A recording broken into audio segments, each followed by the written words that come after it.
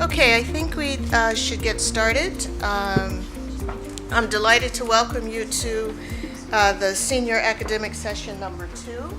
We have 3 very interesting papers, which I've read, and I'm very much looking forward to how they can condense these and engage you in some discussion. First, we have Alan Rubel, who is an associate professor at University of Wisconsin in Madison, and is also a visiting researcher at Delft University of Technology. And he'll be talking about algorithmic decision systems, agency laundering, and democracy legitimacy. Okay. Is this is capturing it? All right, good. So thank you very much for having me. I'm going to start with a promissory note and an apology. So first, the apology first. I'm going to skip over some things. There's a fair amount of dense text on some of these slides. I leave it there because you may have questions and I want to come back to it, and so I want it there as sort of a placeholder. So there will be some parts I skip. It's important, but not necessary to get through the whole thing. That's thing one. And then second, I actually have a full draft of this paper that's now pretty much ready to share. So if any of you all are particularly interested, I'm happy to share that and just catch me afterwards at the cocktail hour or whatever, and I'll be happy to discuss. So let's get started. What do? Sorry, is there a clicker? Yes. Good. There we go. So I am a lawyer and a philosopher. My primary appointment is in an information school and a legal studies program. My co-authors are both philosophers. So even though I do have some law background and I work on occasion with computer scientists, actually this paper is a philosophical paper. So at this conference, you see people throwing around concepts like transparency and justice and fairness and things like that. And my first thought in any of those cases is hold on. One, what do each of those mean? And two, why do they matter? Who cares? Why does transparency matter? I agree, I have an intuition that it does matter, but the explanation for why is a really important thing that is sometimes frustratingly slow to get at, but also really important in terms of getting policies right in this area. So the goal today is 3 parts. I have 3 tasks. I think I will get to the first 2 and sort of hand wave around the third one, but I'm happy to talk about any of them in more depth. Again, Q&A, cocktail hour, whenever, by email, whatever. So first, I want to look at something about agency. I want to look at a concept that gets thrown around, not thrown around, that's dismissive, that gets used and deployed quite correctly at a conference like this, but I want to dig into some moral questions around agency and autonomy. Often, issues of agency and autonomy are about the agency and autonomy of people who are affected by systems, affected by justice systems, affected by algorithmic decisions, affected in terms of their privacy. I want to talk about a different group. The agency or autonomy, I'll just use agency, the agency of people who deploy decision systems, automated decision systems, algorithmic decision systems, or what have you, right? So I want to look at a moral question about people using socio-technical systems of a particular kind. Thing one, I'm going to argue that there's a moral issue that arises when agents use such technologies and obscure the responsibility for their actions. I'm going to call this agency laundering. I'm going to define it. I'm going to explain why it matters. And if I do nothing else, I don't know. I think I'll be happy if I can convince you of something about that. Thing two, I want to use that concept to analyze some problems in automated or algorithmic decision making. Some of those examples will be familiar to you. A couple might not be, depending on how many I get to. Lastly, I want to explain how agency laundering as an issue comes up in democratic processes, namely democratic and institutional legitimacy. I don't think I'll get to 3 because of time constraints, but that's what this project is about. So, next slide. So responsibility first, or agency laundering first, I have to get a couple of philosophical concepts out of the way. First is the idea of responsibility. We're going to talk about obscuring responsibility, but again, when we talk about obscuring responsibility or responsibility itself, my first thought as a philosopher is, All right, what do we mean? And to get at that, there's this famous example from H.L.A. Hart, who's a philosopher of law at Oxford. Anybody familiar with H.L.A. Hart? At least, yes, good. The drunk ship captain. Anybody know the drunk ship captain example? At least a couple of yes, a lot of people, great. So the drunk ship captain is a ship captain who gets drunk, crashes her ship onto rocks, kills people, loses a lot of property, and the ship captain's company is held legally liable for loss of life and damage. And so H.L.A. Hart and others, Nicole Vincent, Chris Cutes at University of California, have used this example to describe a series of structures of responsibility concepts. I'm going to blow through this very quickly, but this matters to the bigger paper. So I just want to put it up here. First, there's something called role responsibility. One can have responsibilities in light of a role that he or she has. The ship captain is responsible for the safety and passage and care of her ship, right? That's just a role. Maybe they do it well, maybe they don't. Two, causal responsibility. A thing one, can be a cause of thing two, regardless of, say, legal or moral liability, right? And Chris Cute says, look, the way to think about causal responsibility is that it's a key part of an explanation. That matters. Capacity responsibility, one is capacity responsibility if they're just a moral actor. I won't belabor that. Moral responsibility combines these. A thing, person, entity, whatever, can be morally responsible if they have capacity responsibility, some duty, and some causal efficaciousness on an outcome or an event. Okay, is everybody with me more or less so far? It's just kind of ground clear. Last, legal responsibility, independent. I don't really care right now. I mean, I do, but not for the purposes of this paper. Now, that doesn't tell us anything about what it means to be responsible. What's the content of the concept of responsibility? Well, there's a big literature on this, and it's ongoing. So anybody familiar with that literature is probably going to be like, yeah, well, there's these other issues. I don't care. I'm just going to hand wave at two things. One, responsibility, the content of moral responsibility, which recall is conjunction.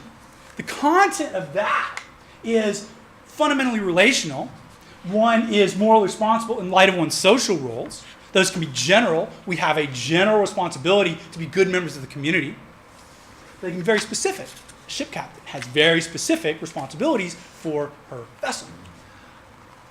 But that's only part of it. Second, what responsibility means, the content responsibility, also means that one, if they're responsible, should be able to provide an account of his or her reasons for acting. That's what it means. This comes, I think the nicest account of this comes from Marina Oshana in 1997, but it's also taken up by Thomas Scanlon, Angela Smith. So this is the substantive account. Okay, so good on time. So here now we get to agency laundering. This is finally I get to what this is about. And I want to use an example to tweak your intuitions. How many people here, this is an academic session, how many people here are in a higher education institution right now in some capacity? How many people have been to a higher education institution? All right, good. So you all kind of know how they, well, Sayer's law. This is sort of a funny take. In any dispute, the intensity of feeling inversely proportional to the value of issues at stake, which is why academic politics are so bitter. Well, I'm going to give you an example. A hypothetical example so we can get at this concept of agency laundering. Imagine a department chair.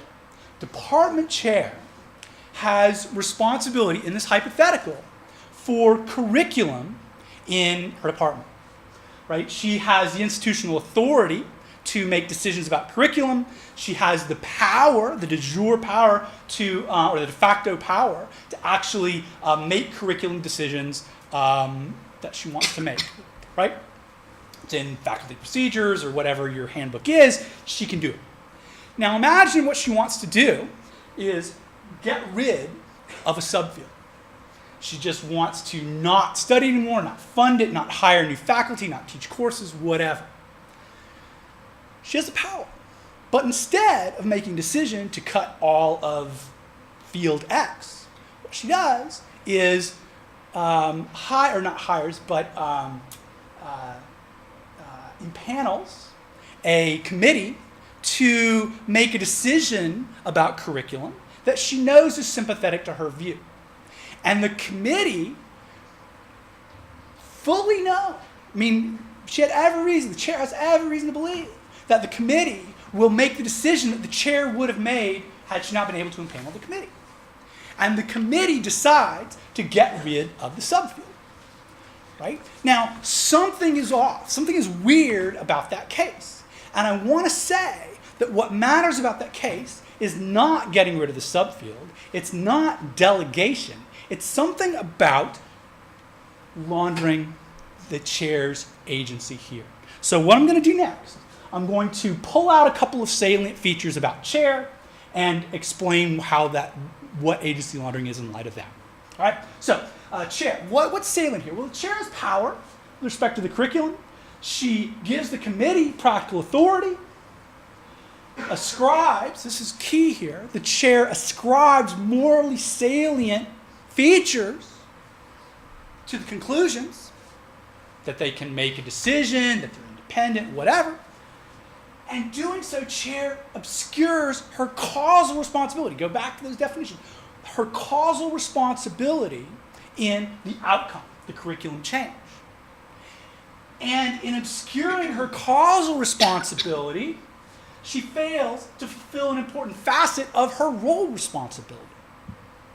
What's her role responsibility? Well, it includes the curriculum, but it also includes having, I would argue, some kind of comedy in place for an academic department to fulfill its mission. Right? And we can go into what those role responsibilities are, but I think that captures what agency laundering is. So a definition just fills in those things that I just said. Agent launders agency when these conditions obtained. I'm not going to go into that. It's a lot of text. This is one of those things I'm going to blow over, but that's the idea. So everybody more or less got what see what I'm getting at there. All right, let's get to a couple of examples. All right, so the first example I want to use is the Facebook automated advertising system that was exposed by ProPublica, the Jew hater ads. Anybody remember this example, or at least it's tweaking a memory, the Jew hater ads? Some recognition? Okay, good. I see most people remember. I'll describe it briefly. ProPublica decided to use Facebook's automated system for pulling out interests of people who had profiles on Facebook, and then when advertisers would try to purchase targeted ads, they could look at the features that profiles had used. They could send advertisements to profile descriptors that Facebook members had placed in their profiles, and then offer suggestions for additional profile or additional categories that could fill out and make up a good ad. And so starting with some anti-Semitic keywords, ProPublica was able to get Facebook to recommend that it construct a targeted ad buy around people for expressing the following kinds of things: Jew hater, burn Jews, Nazi party, and so forth. And in that automated system, they were able to purchase a audience of 108,000 people, which is is a great audience selection, right? So anyway, this was widely panned, criticized. In response to the criticism, Sheryl Sandberg says, "Look, we never intended or anticipated that functionality being used this way, right? This is the main response, or one of the primary responses in the wake of this, and I want to consider that as an example of an example of agency laundering, right?" I won't go through all of it, but I'll go through it very quickly. Role and causal responsibility with respect to targeted advertising. They ensure that some process, in chair as a committee, here it's an algorithmic advertising process, has causal responsibility, a key part of the explanation. That's what causal responsibility is, recall. Facebook ascribes morally relevant qualities, and in virtue of 2 and 3, obscures the scope of its causal responsibility. In virtue of 2 and 4, fails to meet some aspect of its role responsibility. What is its role responsibility here? Well, one is a general responsibility about being a good member of the community, and second, I would argue, and this is a longer part of the longer paper, Facebook has an obligation not to make outsized profits on racist targeted advertising, right? So this obfuscation is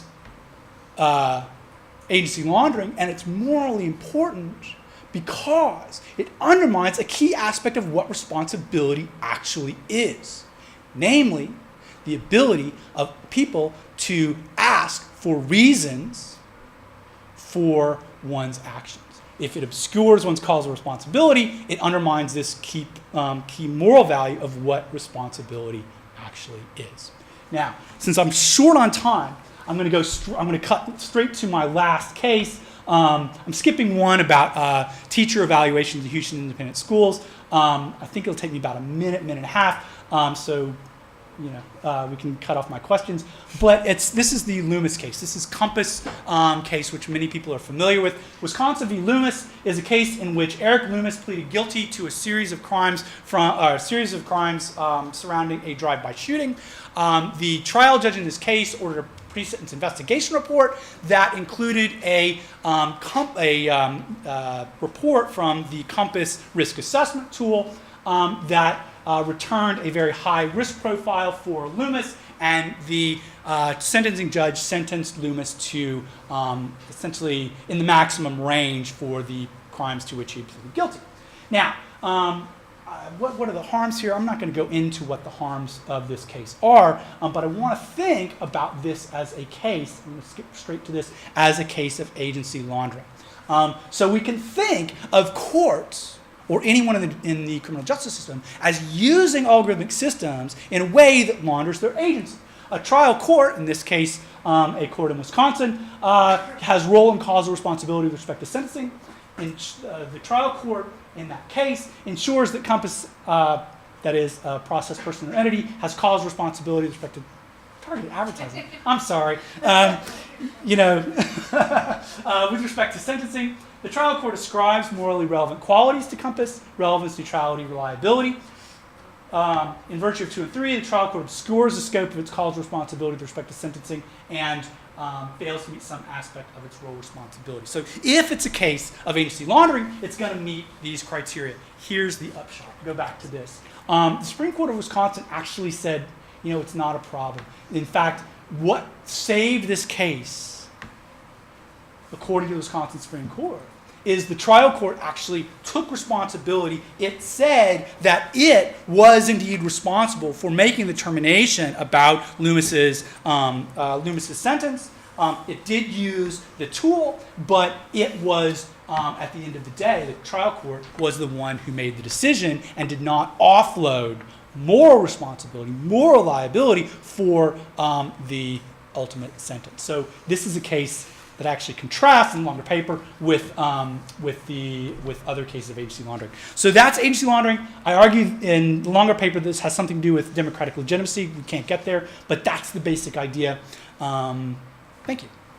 Great. Thank you. Thank you very much. We're going to hold questions because he used his full 20 minutes. We're going to hold questions till the end, but there are many.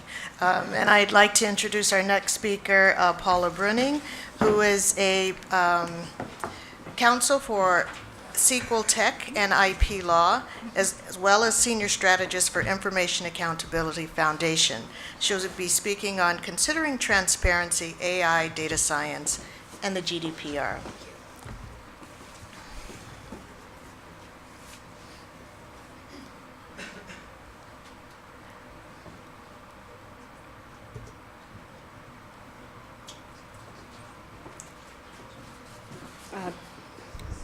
Thank you very much for your introduction, and it's really lovely to be here. I want to thank the organizers of CPDP for the opportunity, and I'd also like to thank Brussels for their hospitality and the beautiful snow. I've managed to escape the lake effect snow in the Great Lakes where my family is, and the sub-zero temperatures, so everybody, I've won completely on this one. So It's really a privilege to be here to talk about this paper that I wrote with my colleague Joshua Kroll from Princeton University. And this is going to be much more practical than the presentation you just heard, because I'm going to be looking at how you can think about transparency in the context of AI, particularly in light of the requirements of the GDPR. And I'm going to hope I'm going to hit the right.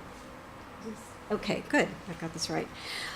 So just to sort of set out the goals of the paper, we thought about this as a landscape paper, trying to sort of lay out what's going on in this area when it comes to GDPR, to what GDPR is potentially asking for, how data science can respond to this, and what are the questions we need to ask about transparency in order to make it effective and useful for individuals who want to know more about how algorithms work, and for people involved in oversight, regulators, experts, advocates, who need to have a deeper understanding of algorithms and what they're doing. So just to quickly go over what the GDPR requires, there's some controversy about what the actual requirement around transparency is with respect to the GDPR, to artificial intelligence, but Recital 71 is probably the first source of this transparency requirement. And it says that data subjects should have the right not to be subject to a decision evaluating some aspect of him or her based solely on automated processing or that produces legal or similarly significant effects on him or her without some kind of human intervention. Now, there are some exceptions, but even in any case, Recital 71 says that processing should be subject to safeguards. Specific information should be available to the data subject. There needs to be a right to obtain human intervention, to express his or her point of view, for the data subject to obtain an explanation of the decision after the assessment, and to challenge the decision.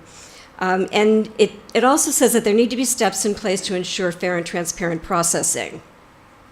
So this is a recital. But it's when we get to Article 22 that we see the actual requirements, that the provisions that are in place that actually impose requirements on organizations using artificial intelligence. These are similar provisions to those in Recital 71. The same prohibition against automated processing with certain exceptions. And it also says, though, that there shall be implemented suitable measures to safeguard data subjects' rights and freedoms. And again, it goes back to the right to obtain human intervention, to express her point of view, or to contest the decision. Articles 13 through 15 establish more specifics around this. And these are the provisions that talk about what kind of information data subjects should have about data collection and processing, and also what their rights to access data are. And 13 and 14 specify the information about data collection, processing, and the basis for processing to be provided to individuals, and also that individuals should be able to access that information. And this provision addresses Article 22 very specifically. It says that the existence of automated decision-making, including profiling, referred to in Article 22, and at least in those cases, meaningful information about the logic involved, as well as the significance of the envisaged consequences of such processing for the data subject. So this is what needs to be available to data subjects about artificial intelligence. Article 12 goes on and makes these very simple requirements. It says all of this information has got to be concise, transparent, easily accessible, clear, and in plain language. So you can see the collision coming when you start talking about artificial intelligence. So as I mentioned earlier, it's really important to recognize there's a lot of debate around what this requirement is, what the scope of it is, how broad this requirement is, when it actually kicks in, whether it's something that has to be provided to individuals prior to automated decision-making and the use of AI, or whether it comes afterwards. We don't try to resolve that question in our paper, and we don't even get into that fray, but it's important just to put that out there, that this is not settled in the academic literature. What we do try to do instead is address the question more generally. What does transparency need to look like if it's going to be effective and useful in the context of the GDPR? So we first talk about some very sort of general issues that are raised by transparency in AI. First, this kind of transparency can have consequences for trade secrets and for intellectual property. Making this information available could compromise those rights and those interests. There are also commercial and competitive concerns around this kind of transparency. There are privacy interests. Making this kind of data available could, in the course of trying to be more transparent, expose other individuals to privacy violations. And finally, this kind of full transparency can also be at odds with some of our interests in using AI for very beneficial uses, such as securing the networks and fraud prevention. If you lay all that information out there, you could reveal what it is that you're using to countervent these things, and in the end, compromise your ability to do good fraud prevention and to secure the networks appropriately. And Josh Kroll, who is the data scientist of this pair, he would also say that there are some very sort of challenges to architecting algorithms in a way that supports transparency. That there are different kinds of information that can be revealed, and they're being processed in AI, and it can be very difficult sometimes to make those clear. But I think it's also maybe perhaps more simply stated that AI is a very challenging subject area, and it's very, very difficult to explain this to individuals. It's difficult for data scientists to do this. It's difficult for lay people to understand it. But that doesn't mean these challenges can't be surmounted, and they're definitely worth trying to get some kind of solution for these. So one of the things that we talk about in the paper is that transparency and how you do it really depends on audiences, what your audience is, and what the goal of the transparency is. What it looks like, how it's affected, it depends on the audience and what you want to accomplish. So the question you need to ask is, who is your audience for the transparency? And this audience can be a lot of different parties, individuals, regulators, advocates, experts, even the media, the press. They all have an interest in understanding how algorithms work and what the effects are on individuals and on society at large. What does that audience need to understand? Having a good sense of that will help you build the right kind of transparency. What will that audience do with this explanation? And then what goal is being furthered? And we've thought about this in several ways. One is, are you trying to be transparent to promote accountability? Are you trying to be transparent so that you can support informed consent on the part of the data subject? Is this about oversight? Do you want transparency around AI so that regulators can do better oversight, can better understand whether there are biases, whether there is some kind of unfairness inherent in the algorithms you're running?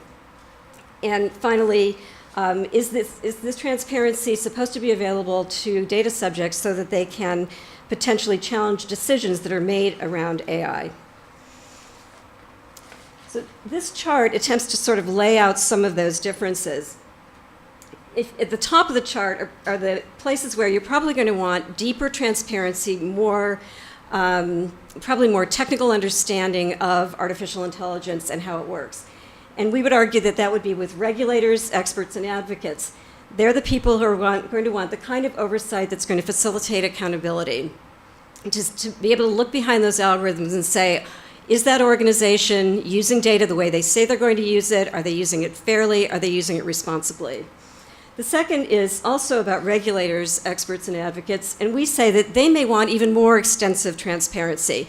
They may want to understand how those algorithms are really working to support fairness and equitability in society, to avoid bias and discrimination, to enhance the impact of data processing across society and its impact on societal interests, and then just to get a better sense of the trajectory of how data is being used.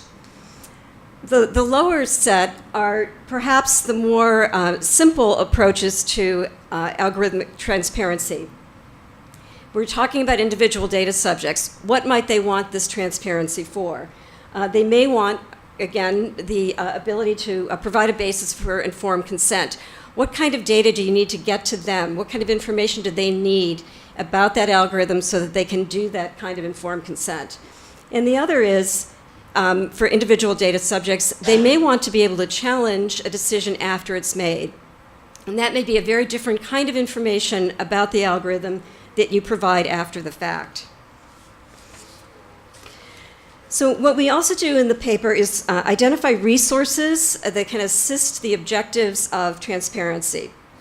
And this is challenging to do, and we think that right now there are some resources out there that can help us think about how to provide this transparency, and we review these in the paper. One is the Article 29 Working Party Opinion on Automated Decision Making. They go into quite a bit of detail about this. They put out specific recommendations, particularly in the context of Article 12 and 14. And they talk about the fact that these explanations need to be simple, and they need to provide rationale and criteria used. They note that the GDPR requires that the controller provide meaningful information about logic, not necessarily complex, not necessarily a full mathematical explanation, but sufficiently comprehensive to understand the reasons for decisions. They also lay out some best practices for explanation. These include providing what are the categories of data you're using? Why are these categories important? How is the profile built? Why is it relevant to the automated decision-making process? And how is it used in making a decision about me, the data subject? It suggests that there are ways to do this using visualization and interactive methods that can be really friendly to the lay user. It also looks to the provisions for access and correction, which require that you provide categories of data used in decision making, why these are considered pertinent, and that this kind of explanation may be more useful and than more complex mathematical explanations, but that those more complex explanations have to be available if they're necessary. But there are also perhaps more commonly used kinds of guidance that are already out there that aren't going to solve the whole problem, but may provide some insights into how this might be done. One is the SEC guidance on robo-advisors. And I learned in the process of writing this paper what robo-advisors are. These are algorithms that are used by financial institutions that take the data about an individual's financial situation, using an algorithm, process that data, and create for them a financial plan and a financial analysis of what their situation is. Now, obviously, they're using very sensitive information about an individual, and that individual is going to want and be entitled to some kind of information about how this algorithm is being used. So the guidance on robo-advisors includes providing the fact that the algorithm is used at all, making that really clear to the data subject, providing information about how they are used, how the algorithm is used to manage the account, gives them information about the assumptions and the limitations that may be inherent in that algorithm, and any risks that are involved in using them. And finally, if any third parties are involved in this, the individual has a right to know this as well. So, and I think this could be really useful when you start to think about what are the things that the individual data subject might find useful when they're looking at questions about algorithms and how those algorithms affect them.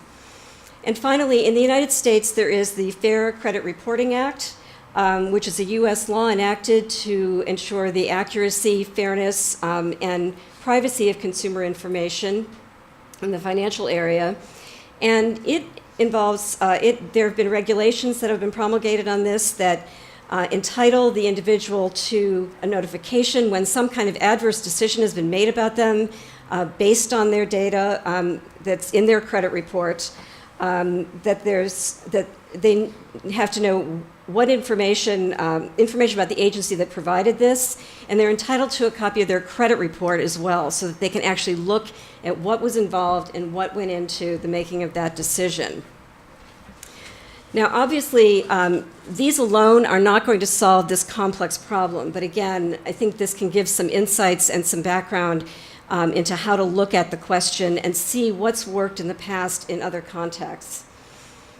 So finally, we leave the paper with some recommendations for future research, and it really is to look behind the question of transparency in AI and think about what's really useful here. What kind of evidence and disclosure are useful in specific applications?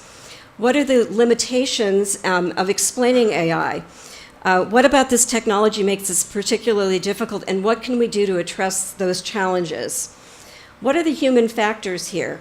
What communicates well to individuals, whether it's verbally or in interactive methods or in other kinds of user interfaces or visualization? What do various cohorts of individuals want when it comes to transparency in AI? What's really useful to them? What are they actually looking for? What's going to support their goals around getting information about AI? How does transparency then factor into the trust equation? A lot of this has to do with oversight and accountability. What do we need to be able to further accountability in AI? What do we need to know about those algorithms that's going to make it possible for regulators to do that kind of oversight? And finally, what are the data protection values and goals that we're really trying to promote in providing this kind of transparency? And how do these affect the way we implement it? And I'll take questions at the end. Thank you. Well, actually, she stayed within our time limit, so we can take one, possibly two questions if we keep it brief. Yes, Lorenzo. So, the very first thing you said is that the values underlying data protection, it's from an European perspective, that's really welcome due to the dichotomy between privacy and data protection. Do you think, because I'm working on it at the moment and I cannot wrap my head around it, do you think that the values underlying privacy and the values underlying data protection are actually different? Or do you think, did you say data protection just, because it's in European media?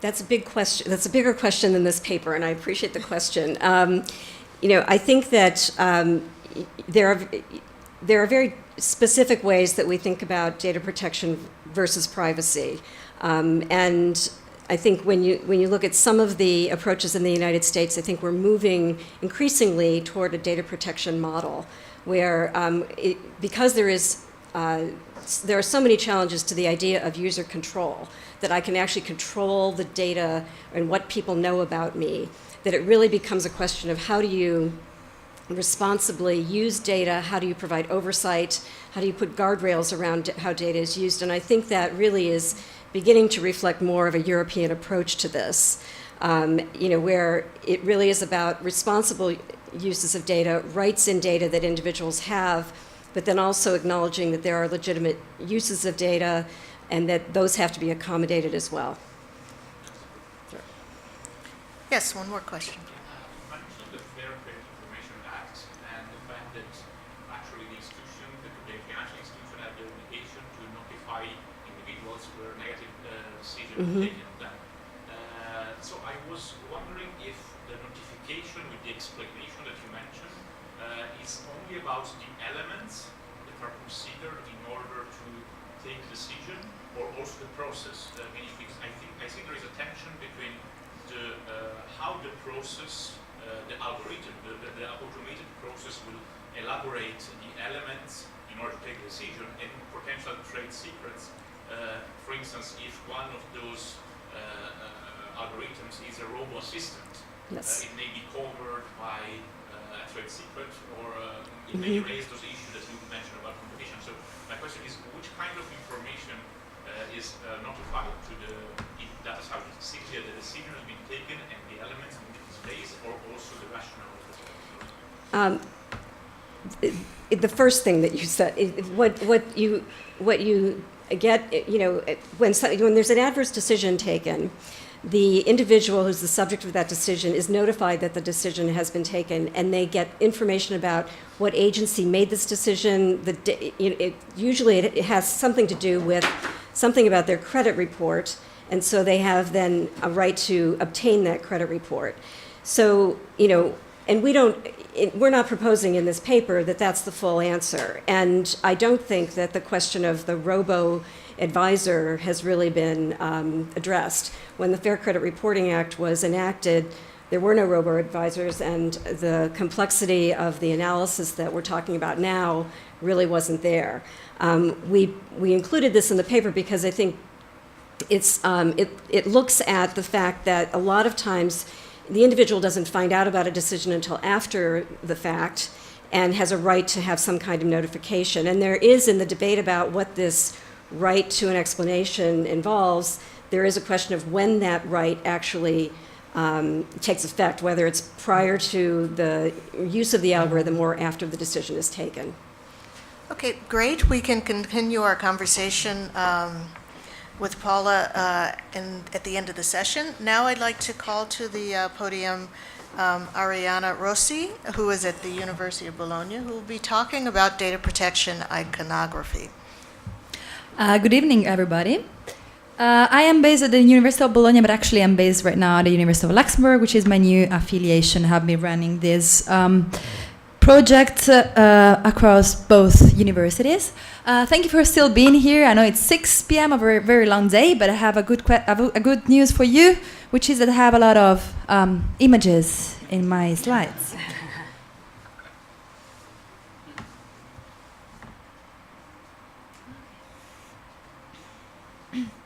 So, yes, I'm going to present the focus of my PhD thesis, which is about the icons for GDPR. So I think it really fits with also a bit with what the previous speaker has talked about.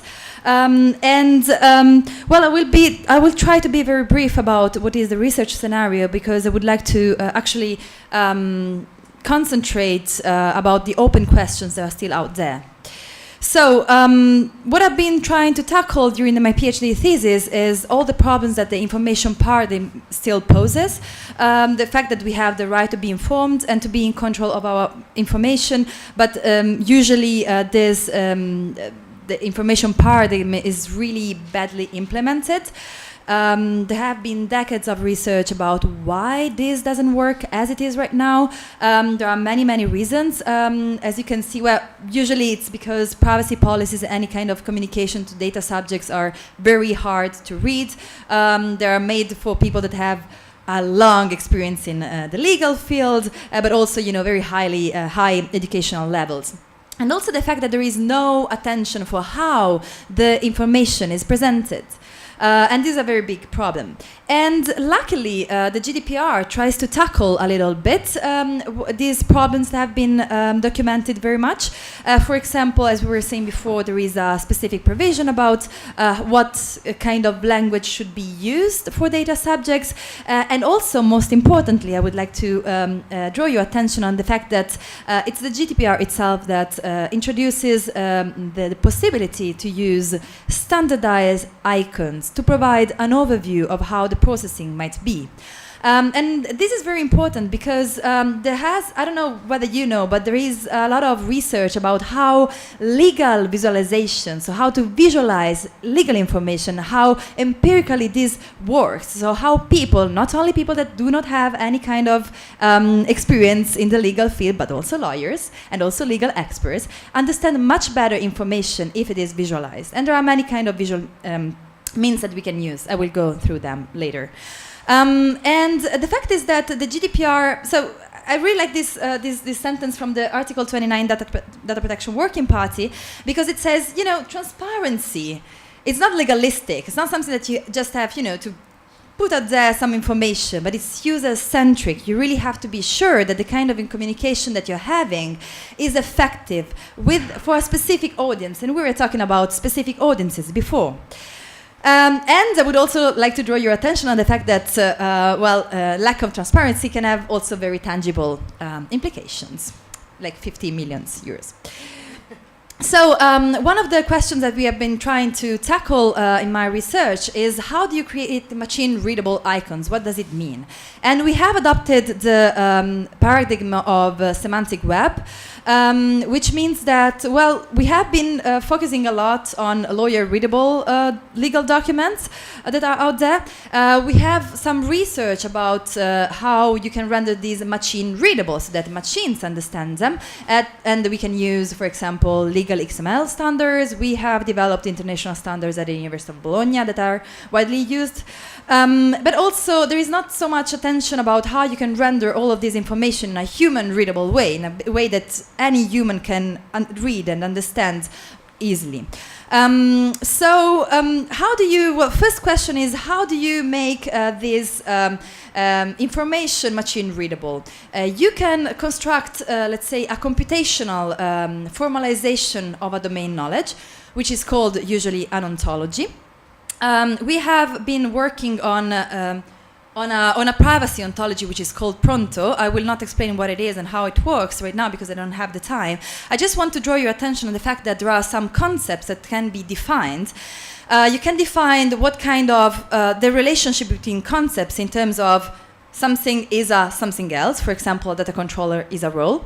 And you can start to create a network of these concepts where you link all of these concepts all together, but you can also express very much more complex semantic information. For example, the data controller designates a data protection officer, if the data controller has some obligations, while data subjects have other rights. And it can go on like this, like this. Our ontology is very much complicated and it can serve a lot of functions. But for us, it was important because it gave us the framework, let's say, on which we created the data protection icon set I'm going to present later on.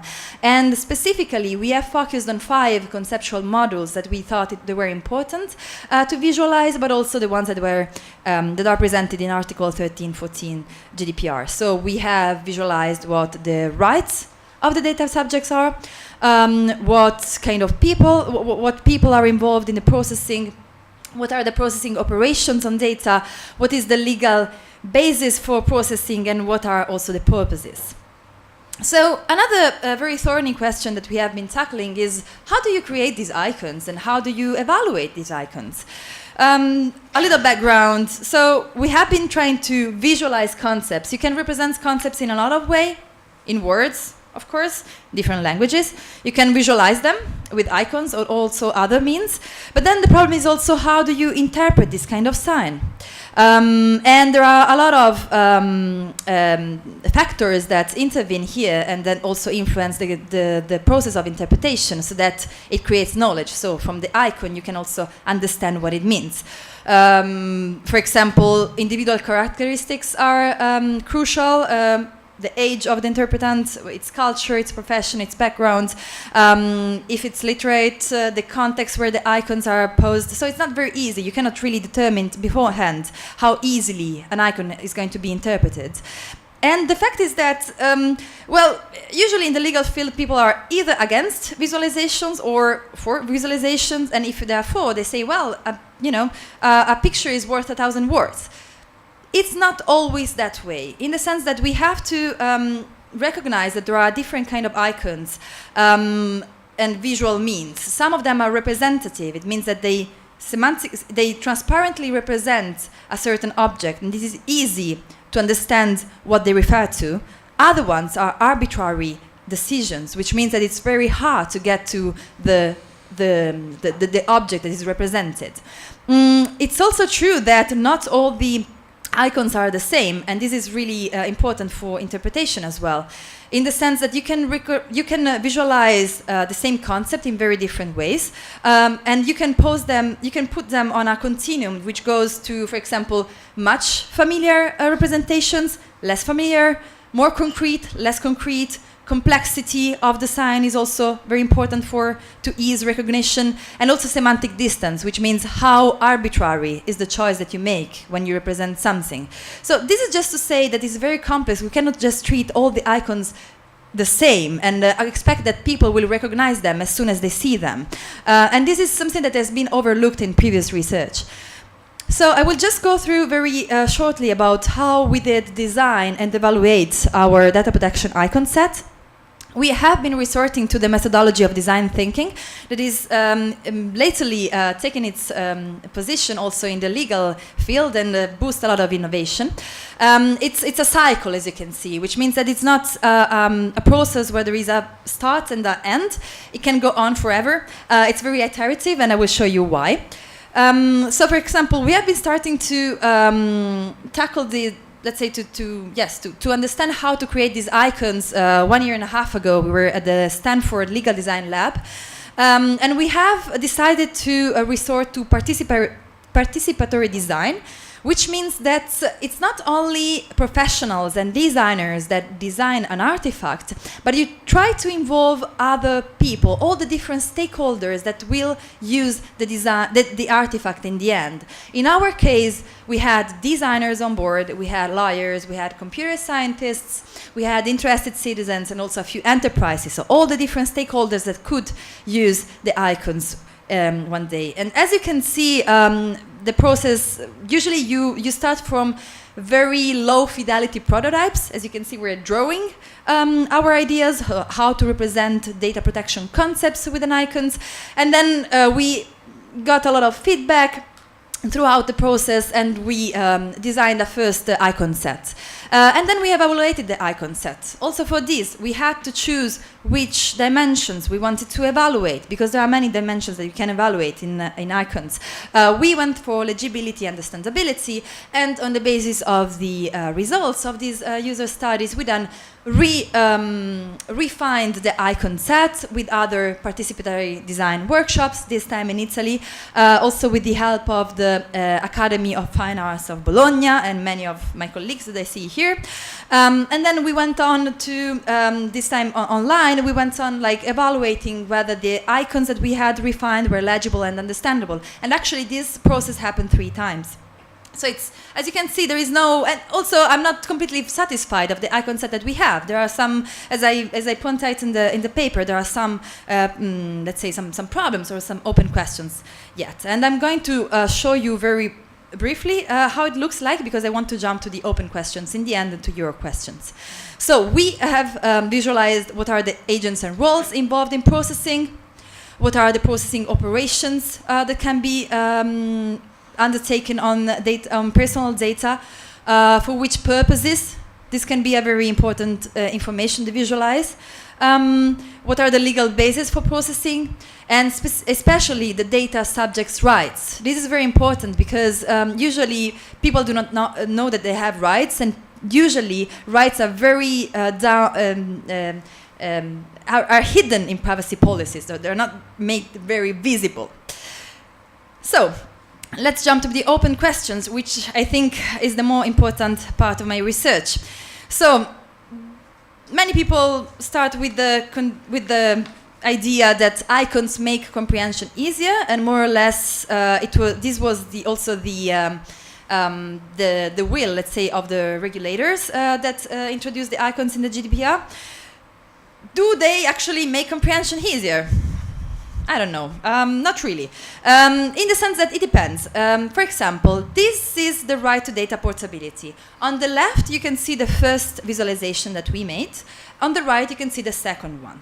So the first one was really precise. As you can see, it had a lot of detail. It was trying to literally translate what the legal text was saying. And in a sense, people could understand that they could take back their own data or pass them over. However, there were a lot of problems. For example, it was too complex, of course, for an icon. So for usability reasons, these icons were not usable.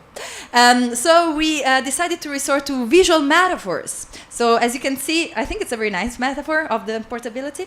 Of course, it's not, easily, I see faces, right? It's not as comprehensible as it could be, in the sense that you have to understand what it means. So, do icons make comprehension easier? It depends.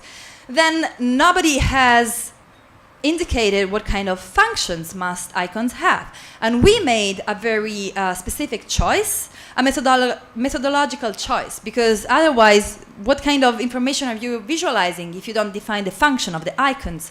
For us, it was the first one that you see, option A.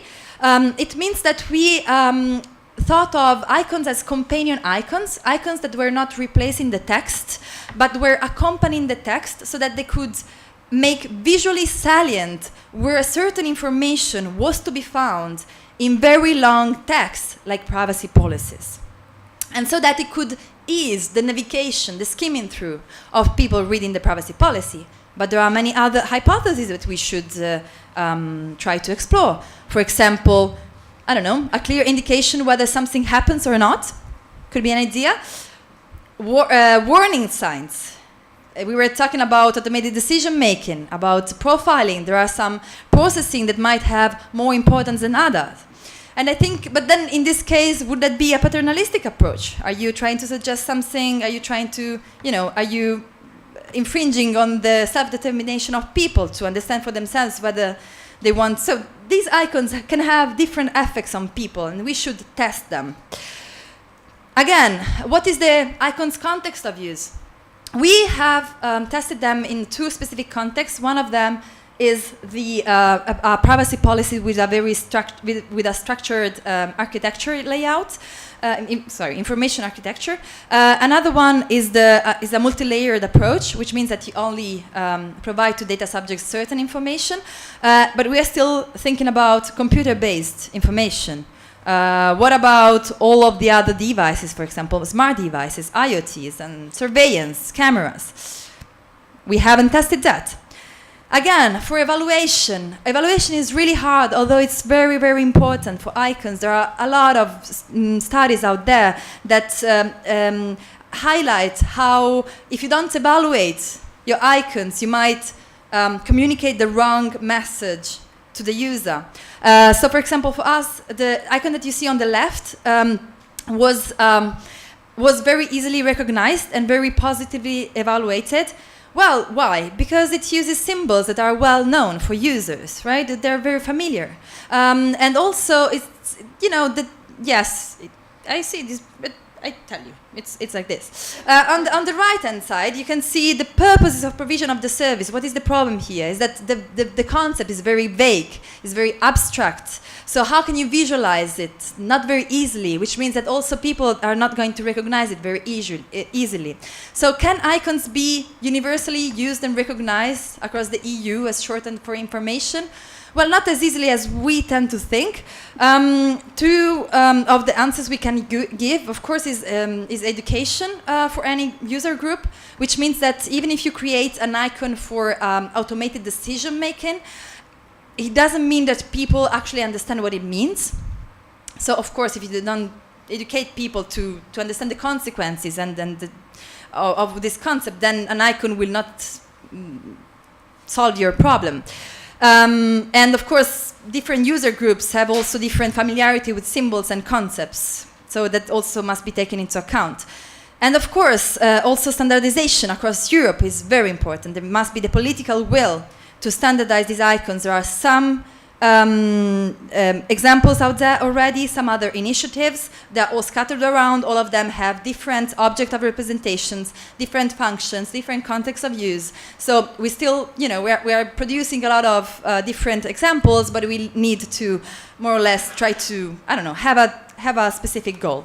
And it is important also for evaluation, I'm finished, to test whether familiarity increases over time, and not to test whether at the first time that a person is confronted with an icon, she will understand what it means. So if you're interested in the research, I have publications and the whole icon set on this website. Very difficult to read. I am Arianna Rossi from the University of Luxembourg, and I've been carrying out this project under the supervision of Professor Monica Palmirani at the University of Bologna. If you're interested, if you have questions, if you'd like to collaborate, please write me. Thank you very much.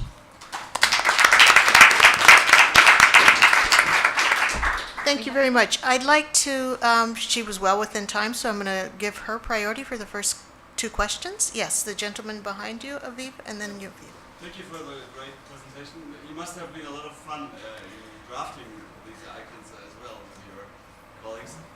Simple question. It's a task of the European Commission. Do you know if they are working on it and when they will come out with icons? They're not, but the fact is that also the EDPB might have a role in that. What they suggest is to have a evidence-based approach and experts that can suggest what is the good way forward, let's say. So I don't know. I was planning on reaching out to some members also because icons are also in the e-privacy regulation proposal. So we could try to harmonize these efforts, let's say. Aviva? Yeah, I actually had a short question for you, but you sort of answered it at the end. But I'll still ask you, and I have a question for Anne. Okay. You said in the end it might be a bit soon for icons when we realize that many people don't know their rights, also don't understand them when they have been explained them just once, in any kind of way. So that was my question. How do you see that tension? And one question I do still have then is, did you look into that? Did you actually test people's knowledge of their rights when you were testing how the icons were received by them? This was a very big problem, actually, also methodological, in the sense that there are international frameworks for evaluation of icons that are, let's say, you can test icons for which you already know the concept behind the icon, and there are international tests for that. But if you don't know the concept, then you cannot actually test the icon. So we didn't go through that. So what we did is that we were providing the icon and also an explanation of what the icons would mean, and gather opinions about whether there was a good correspondence, let's say. But for doing this, as I was saying, it must be a test on familiarity, so whether familiarity increases over time, but then it would be very interesting to see whether professionals, for example, data protection, people that are expert in data protection, would understand much easier and much quicker the icons with respect to people that do not have any expertise in that field. So I'm actually writing a project right now that tackles with this specific question, because I think it's the question. Otherwise, people also, what I wanted to make sure is that there have been also other initiatives before us, but their evaluation was a bit flawed in the sense that, as we did in the beginning, it was a bit of a mistake in the sense that we thought about comprehensibility of the icons, but for the first time that you see that, it doesn't mean anything. So you should really go through familiarity and how to increase familiarity over time of the concept and of the graphical representation. Yeah. Okay, one last question for Arianna, and then we'll move to the whole panel. Yes, please. Yeah, the question is, have you been thinking about variables like different data types or data uses in those items? For example, data types can be sensitive data or location data or non-article request. And data uses, for example, what the given data controller is going to do with data, whether they, for example, marketing purposes or profiling is one of this, but it's not the only one. Or, for example, data sharing data with some other partners or third parties. Is it somehow provided for? Yes, some purposes, yes. For your first question, no. We didn't visualize data types for two main reasons. One of them is that it was too easy, in the sense that data types are a bit concrete objects usually. They're easy to visualize. So we wanted to go to the hard part. How do you visualize rights, for example? And also there is an initiative that I want to mention based in France by Privacy Tech, is a very important privacy associations in France, and they have been doing this exact work. They have visualized, they have also the icons online, they have visualized the data types. So we think that our icon sets can be complementary. Okay, now I'd like to open the floor for questions for the entire panelists. Thank you again for a very interesting presentation. Yes, Aviva. And could you say who you're directing your question Yeah, to? I have a question for Adam. I was wondering, considering the fact that we all seem to agree that we're talking about social technical systems and human-machine interaction, did you also consider agency laundering of the AI system through human oversight? Yeah, that's nice. In fact, right. So you can launder, yeah. We have not addressed that in the paper, but that's a really nice point. I think that what you're visualizing is, look, there's something that actually does do the causal work, and by having a human in the loop or having it, a part of the socio-technical system, then you're sort of offloading or creating a sink for someone to direct criticism at or something like that. Or that's one. There's probably multiple ways you could couch that, but that's one. No, but that wouldn't be agency laundering in the sense of laundering moral responsibility, because I don't think an AI system at this point is plausibly morally responsible. Right, and so that would be a different mechanism by which somebody else would be laundering responsibility. Yeah, that's a very nice point. Other questions? I had a question for you, Arianna. You said that you settled on salience as the goal for the icons. And I'm wondering if we understand that people don't read the text of the policies or privacy policies, what then happens after this particular issue has been made salient? What's the expectation? What does that get us closer to? Well, I would say two things. The first effect that you could have is that you attract people's attention towards. So, if these documents, we're used to receive a sheer amount of these documents every day. So, of course, we don't give so much attention to that. And also, they have, as I was saying, they are presented very badly. They're presented in a way that you don't feel like reading them. Right. So one of the effects that also other research has proved is that you can attract people's attention. Not everybody's attention, not in every context and situation, but you can attract people's attention because you offer these kind of visual elements. Yeah. And another one is that but still, it has to be improved for these specific icons, but for other kind of icons in legal text, called companion icons, especially in contracts, it has been proved that if you accompany the text with the icons, you kind of suggest in a very quick and clear way where a specific kind of information is to be found, which means, for example, I don't want to read the whole privacy policies as if it was like a very interesting novel. If I read it, it's because maybe I want to, understand if my data stay in Europe or not, let's say. So I will go to look for that specific kind of information, and instead of, starting to read the first paragraph and then being very bored and cannot find my information, I feel frustrated, maybe I will find it easier. Mm-hmm. But this has to be proven for these specific icons, I must admit. Great, thank you. Other questions? Yeah, Lorenzo. Very quick one. So, Arianna, you mentioned standardization. Standards are nice because there are so many of them. And as far as I understand, the GDPR makes standardization as something issued by a standard setting organization that has been accredited. And then you also mentioned your XML from the University of Bologna being standardized. So I was wondering, is it standardized in the way that the GDPR requires, and can we immediately deploy it? Or do you need to go through a standard setting organization and an accredited one in order for it to have the legal significance the GDPR wants to give to icons? You're talking about the icons, not the XML? Well, so the XML is already a standard, an international standard issued by OASIS, which is an international organization for standards. So that this is why it has been already adopted by many institutions around the world.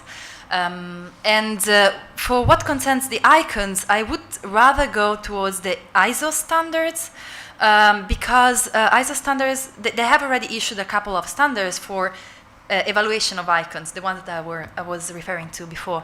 So I would go for that. But then for these icons to become an ISO standard, you need to, there are very specific and very tough, I would say, criteria that you need to fulfill. And also evaluation is one of them across many different dimensions. And the one problem that we were saying is that there is no specific framework to evaluate icons for which the referent is not familiar to the users. So I think that is a way to go, but first you need to test them across all the different countries in Europe, I would say, and many different user groups. Any last questions? We got a late start, so we can open it. Okay, then I am very pleased to close this very interesting session, but before I do so, I'd like to actually make exception, Arianna, to your list of different types of text, and you said there's lawyer-mediated readable text, machine-readable text, and human-readable text. I think there's nothing more to say. So would you please join me in thanking our very interesting panel. Thank you.